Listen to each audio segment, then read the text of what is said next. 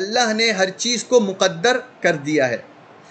اب یہاں جو کچھ ہوتا ہے، جو کچھ ہم دیکھ رہے ہیں، جو کچھ رونما ہوتا ہے، جو حوادثات پیش آتے ہیں، یہ سب اللہ کے علم میں ہے۔ اللہ کے علم کی بنیاد پر ہی یہ سب کچھ ہوتا ہے۔ تو جب اللہ نے اپنی تقدیر میں یہ لکھ دیا تھا کہ یہ کفر اختیار کریں گے، یہ ایمان نہیں لائیں گے، تو ایسا ہی ہونا تھا اور ایسا ہی ہوا۔ پھر ان کا کیا قصور ہے؟ ان پر کیوں الزام ہے؟ کیونکہ یہاں تو وہی کچھ ہو رہا ہے جو اللہ نے لکھا تھا۔ تو بہرحال اس سے تقدیر کا مسئلہ سامنے آتا ہے۔ میں کچھ اس کی وضاحت آپ کے سامنے آسان انداز میں پیش کرنے کی کوشش کرتا ہوں۔ دیکھیے، سب سے پہلے سمجھنا چاہیے تقدیر کس کو کہتے ہیں۔ تقدیر کا معنی ڈکشنری میں، لغت کے اندر ہے اندازہ کرنا۔ تو ہم کہتے ہیں کہ اللہ نے سب کچھ مقدر کر دیا ہے، یعنی اللہ نے اپنے کامل، مکمل، اتم اندازے کی بنیاد پر جو کچھ اس دنیا میں، اس کائنات میں ہونے والا تھا، جتنے لوگ پیدا ہونے والے تھے، جو کچھ وہ کرنے والے تھے، اللہ تعالیٰ نے سب کچھ پہلے سے لکھ دیا ہے۔ اب جو کچھ اس کائنات میں ہو رہا ہے وہ سب اسی لکھے ہوئے کی طرح ہو رہا ہے۔ اس کی مثال آپ یوں سمجھیے کہ ایک بلڈر جب کوئی بلڈنگ بنانے کا ارادہ کرتا ہے تو پہلے وہ نقشہ تعمیر کرتا ہے، وہ نقشہ بنواتا ہے، اسے پاس کرواتا ہے، پھر اسی نقشے کو دیکھ کر بلڈنگ کو کھڑا کرتا ہے۔ اسی طرح اللہ تعالیٰ نے جب اس کائنات کو تعمیر کرنا چاہا، اس دنیا کو وجود دینا چاہا، تو اللہ تعالیٰ نے ایک نقشہ اس پوری دنیا کا بنایا کہ اس طرح یہ دنیا بنے گی، اس طرح کے لوگ اس میں ہوں گے۔ اسی نقشے کو ہم تقدیر کہتے ہیں۔ تو وہ جو نقشہ اللہ نے اپنے کامل اندازے کی بنیاد پر بنایا اور جو کچھ آج ہو رہا ہے وہ اسی اندازے کامل کا سا ہو رہا ہے جو اللہ نے لکھ دیا ہے۔ اسی کو ہم تقدیر کہتے ہیں۔ اب یہاں یہ سوال ہوتا ہے کہ جب سب کچھ اللہ نے لکھ دیا ہے، جب سب کچھ اللہ کے علم میں تھا، تو انسان تو مجبور ہو گیا، کیونکہ انسان کو تو اب وہی کچھ کرنا ہے جو اللہ نے لکھ دیا ہے۔ اس سے بندہ سر منہ انحراف نہیں کر سکتا۔ تو اس سے تو لازم آیا کہ ہم جو کچھ کر رہے ہیں وہ اس وجہ سے کر رہے ہیں کہ وہ لکھا ہوا ہے، یعنی ہمارا اپنا کوئی فعل اپنے اختیار سے نہیں ہے، بلکہ ہم ان افعال کو کرنے پر مجبور ہیں جو اللہ نے اپنی تقدیر میں لکھ رکھا ہے۔ تو ایسا بالکل نہیں ہے، انسان بالکل مجبور نہیں ہے، کیونکہ یہ اللہ کی شان عدل سے بعید ہے کہ اللہ انسان کو مجبور کر دے کام کرنے پر اور پھر اس کو سزا دے اور آخرت میں اس کا مواخذہ کرے۔ تو ہمیں یہاں پر سب سے پہلے یہ بات ثابت کرنی ہے، کیا اللہ کی تقدیر لکھ دینے کے بعد انسان کو اختیار دیا گیا ہے یا نہیں؟ تو اس کا جواب ہے کہ ہاں، انسان کو اختیار دیا گیا ہے۔ اللہ تعالیٰ نے اگرچہ تقدیر اپنے علم کی بنیاد پر لکھ رکھی ہے، لیکن اس کے باوجود انسان کو اختیارات اس دنیا کے اندر دیے گئے ہیں اور انسان اپنے اختیارات سے ہی عمل کرتا ہے۔ اسی اختیار کی وجہ سے انسان کو شریعت کا مکلف بنایا گیا ہے۔ اسی اختیار کی بنا پر بھلائی اور برائی اس کی طرف منسوب کی جاتی ہے کہ فلاں نے اچھا کام کیا، فلاں نے برا کام کیا۔ اسی اختیار کی وجہ سے یہ سزا اور جزا کا بھی مستحق ہوتا ہے۔ تو میں نے یہ بات کہی کہ انسان کو اختیار دیا گیا ہے اور انسان کے افعال جو کچھ وہ کرتا ہے وہ اپنے اختیار سے کرتا ہے۔ میں اس کی چند مثالیں آپ کے سامنے پیش کرتا ہوں۔ ایک انسان کسی کو قتل کر دیتا ہے۔ جب انسان کسی کو قتل کرتا ہے تو ہم اس بات کو تسلیم کرتے ہیں کہ جو اس نے قتل کیا ہے وہ اللہ نے پہلے سے لکھ رکھا تھا، یہ مقدر تھا کہ یہ قتل کرے گا، لیکن قتل اس آدمی نے اپنے اختیار سے کیا ہے، اس لیے قاتل اسی شخص کو کہتے ہیں۔ کوئی یہ نہیں کہہ سکتا کہ اللہ نے اس بندے کو مارا ہے، بلکہ یہی کہا جائے گا کہ اس قاتل نے اس فلاں کو قتل کیا ہے۔ اور اگر آپ دنیاوی قانون دیکھیں، اگر یہ قاتل قانون کے آگے یہ عذر پیش کرے کہ میں کیا کر سکتا تھا، میں تو مجبور تھا، اللہ نے اسی طرح لکھا تھا کہ میں فلاں آدمی کو قتل کروں گا، سو میں نے کر دیا، لہٰذا مجھے کیوں پکڑا جا رہا ہے؟ تو آپ بتائیں کیا دنیاوی قانون اس عذر کو تسلیم کرے گا؟ کیا اس بنا پر اس کو چھوڑ دے گا کہ چونکہ اللہ نے یہ لکھ رکھا تھا اس وجہ سے اس نے قتل کیا ہے؟ بلکہ قانون اس کو پکڑے گا اور اس کو مجرم اور قاتل قرار دے گا، یہ قانون بھی اس بات کو سمجھتا ہے کہ اس قاتل نے اپنے ارادے سے قتل کیا ہے۔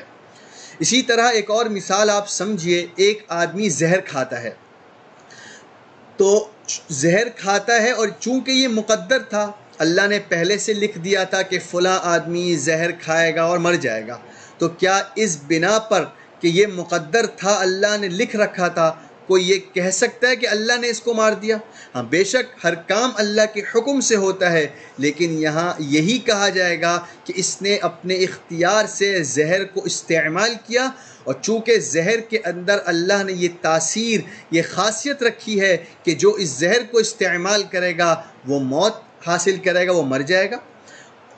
اسی طرح اب آپ کفر کو سمجھیے، کوئی آدمی کفر اختیار کرتا ہے تو اگرچہ یہ مقدر تھا کہ فلاں آدمی کفر اختیار کرے گا اور کفر پر ہی اس کا انتقال ہوگا، یہ سب کچھ مقدر تھا، لیکن کفر اس نے اپنے اختیار سے کیا ہے۔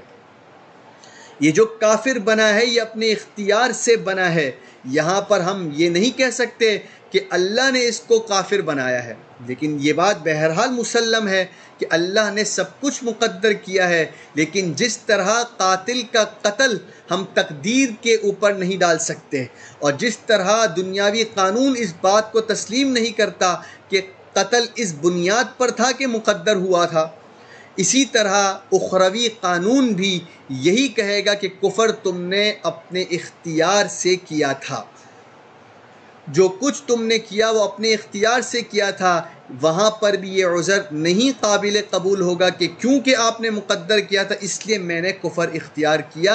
اخروی قانون بھی مجرم اسی کافر کو کہے گا جس نے اپنے اختیار سے کفر کو اختیار کیا ہے۔ تو اس سے یہ بات سمجھ آ گئی کہ بندے کے افعال اپنے اختیار سے ہوتے ہیں۔ میں اور تھوڑی وضاحت اس کی کر دیتا ہوں۔ دیکھیں آپ نے دیکھا ہوگا کہ بعض لوگ بیماری کی وجہ سے ہاتھ ان کے حرکت کرتے ہیں، جس کو ہم رعشہ کہتے ہیں، تو اب ان کے ہاتھوں کا حرکت کرنا یہ اپنے اختیار سے نہیں ہوتا، اس کو سب تسلیم کرتے ہیں یہ غیر اختیاری فعل ہے۔ اور انسان جو اپنے ہاتھوں کو حرکت دیتے، یہ جو میں اپنے ہاتھوں کو حرکت دے رہا ہوں یہ اپنے اختیار سے دے رہا ہوں، خدا نہ خواستہ یہ رعشہ کی بیماری کی بنیاد پر نہیں ہے۔ تو اس سے سمجھ میں آتا ہے کہ انسان کے چند افعال اختیاری ہوتے ہیں، چند افعال غیر اختیاری ہوتے ہیں۔ تو معلوم ہوا کہ انسان کو اختیار اللہ نے دے رکھا ہے اگرچہ سب کچھ مقدر ہے۔ میں اور اس کی وضاحت کرتا ہوں۔ آپ نے دیکھا ہوگا کہ جب آپ سے کوئی اچھا کام ہوتا ہے، جب کوئی نیکی آپ کرتے ہیں، جب کوئی خیر کا کام آپ کرتے ہیں تو آپ خوش ہو جاتے ہیں۔ تو یہ خوش ہونا دلیل ہے اس بات کی کہ آپ نے یہ فعل اپنے اختیار سے کیا تھا۔ گویا آپ کا ضمیر جو اندر سے اس نیکی کی بنیاد پر خوش ہو رہا ہے، اس کا اثر آپ کے چہرے پر ظاہر ہو رہا ہے، تو آپ کا ضمیر بھی اس بات کو سمجھتا ہے کہ یہ سب کچھ جو کیا جا رہا ہے وہ اپنے اختیار سے کیا جا رہا ہے۔ اگر آپ مجبور ہوتے، یعنی بس کرنا ہی کرنا ہے چونکہ لکھا ہوا ہے، تو پھر خوشی کس بات کی ہے؟ خوشی تو اسی بات کی تھی کہ میں نے چونکہ اپنے اختیار سے یہ اچھا کام کیا تو مجھے اس کی خوشی ہو رہی ہے۔ اسی طرح جب کوئی برا کام انسان سے سرزد ہو جاتا ہے تو وہ غمگین ہو جاتا ہے، وہ نادم اور پشیمان ہوتا ہے، اللہ سے توبہ کرتا ہے، کیونکہ وہ اس بات کو سمجھتا ہے کہ یہ کام میں نے اپنے اختیار سے کیا تھا، یہ برائی جو مجھ سے ہوئی ہے یہ میرا اپنا فعل تھا، اس وجہ سے تو وہ توبہ کرتا ہے۔ ورنہ وہ یہ کہہ دیتا کہ میں نے یہ گناہ اس لیے کیا کیونکہ اللہ نے لکھ رکھا تھا، اس میں میرا کیا قصور ہے، میں کیوں توبہ کروں؟ لیکن انسان کا ضمیر بھی اس بات کو سمجھتا ہے، انسان کا دل بھی اس بات کو جانتا ہے کہ یہ جو برائی ہوئی ہے اس میں میرا اپنا عمل دخل ہے، اس لیے دل پریشان ہو جاتا ہے اور توبہ پر انسان کو آمادہ کرتا ہے۔ تو اس بات سے ثابت ہو گیا کہ اگرچہ اللہ نے اس کائنات کا پورا نقشہ تیار کر رکھا ہے، اس کے باوجود انسان کو مجبور محض نہیں بنایا کہ اس کو کوئی اختیار نہیں دیا ہو، بلکہ اللہ نے انسان کو اختیارات دیے ہیں جس کی بنیاد پر انسان اس دنیا میں عمل کرتا ہے اور آخرت میں جزا اور سزا کا اسی وجہ سے یہ مستحق بھی ہوگا۔ اب آخری بات جو میں آپ کو سمجھانا چاہتا ہوں وہ یہ ہے کہ اللہ کے علم اور اللہ کی تقدیر کی بنا پر انسان کا اختیار زائل نہیں ہوتا، یعنی اسی بات کی کچھ مزید وضاحت ہے۔ ہم سب اس بات کا عقیدہ رکھتے ہیں کہ اللہ تعالیٰ اس کائنات میں جو کچھ کر رہے ہیں، جو کچھ اللہ نے کیا، جو کچھ آگے کریں گے، وہ سب اللہ اپنے اختیار سے کرتے ہیں۔ اور یہ بھی ہم جانتے ہیں کہ اللہ نے ازل میں ہی سب کچھ لکھ رکھا ہے، تو اللہ تعالیٰ کو ازل سے یہ بھی علم تھا کہ میں بعد میں جا کر یہ کام کرنے والا ہوں، میں فلاں کو یہ دوں گا، فلاں سے یہ لے لوں گا۔ تو ازل میں ہی، ابتدا سے ہی اللہ کو اپنے افعال کا بھی علم تھا۔ کیا اس بنیاد پر ہم یہ کہہ سکتے ہیں کہ چونکہ اللہ کو اپنے افعال کا پہلے سے علم تھا، اب اللہ اپنے افعال کو، اپنے کام کو کرنے پر مجبور ہو گیا ہے؟ بالکل ایسا نہیں ہے۔ ہم اس بات کا بھی عقیدہ رکھتے ہیں کہ اللہ کو اپنے تمام افعال کا ابتدا سے ہی علم تھا، اس کے باوجود ہم اس بات کا عقیدہ رکھتے ہیں کہ اللہ مجبور نہیں ہے، اللہ اپنے افعال کو اپنے کامل اختیار کی بنیاد پر کرتا ہے۔ اسی طرح آپ انسان کا عمل اور انسان کا فعل بھی سمجھیے۔ میں آپ کو اس کی ایک مثال دیتا ہوں۔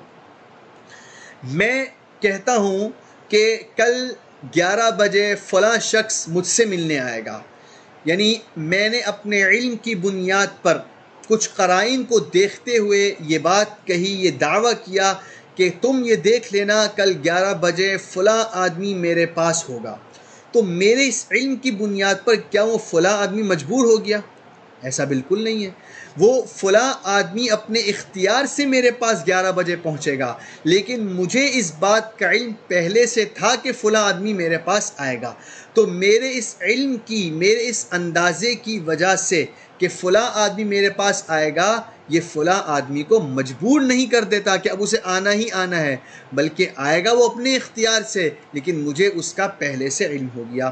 اسی طرح آپ نے بعض لوگوں کو دیکھا ہوگا، میں نے تو دیکھا ہے، اس لیے یہ مثال آپ کے سامنے پیش کر رہا ہوں کہ بعض لوگ کارڈز کے بہت ماہرین ہوتے ہیں اور چند اس کی ٹرکس رکھتے ہیں۔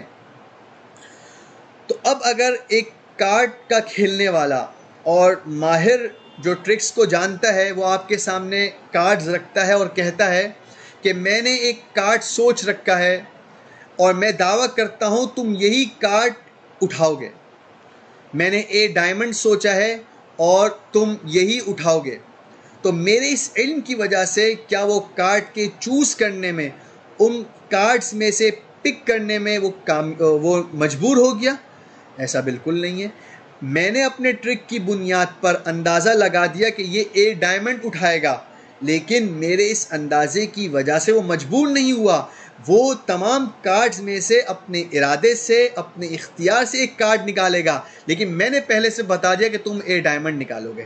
تو میرے اس علم کی بنیاد پر جس طرح وہ مجبور نہیں ہوا، اسی طرح آپ سمجھ لیجئے کہ اللہ کے علم کامل کی بنیاد پر، اللہ کی تقدیر کی بنیاد پر کہ اللہ نے سب کچھ لکھ رکھا ہے، انسان مجبور نہیں ہو جاتا، بلکہ انسان جو کچھ اس دنیا میں کرتا ہے اپنے اختیار سے کرتا ہے، اپنے ارادے سے کرتا ہے، لہٰذا اس کو ہرگز یہ حق نہیں پہنچتا کہ وہ اپنے برے افعال کو، وہ اپنے کفر کو، وہ اپنی معصیت کو خدا کی طرف منسوب کرے، خدا کی تقدیر پر اعتراض کرے۔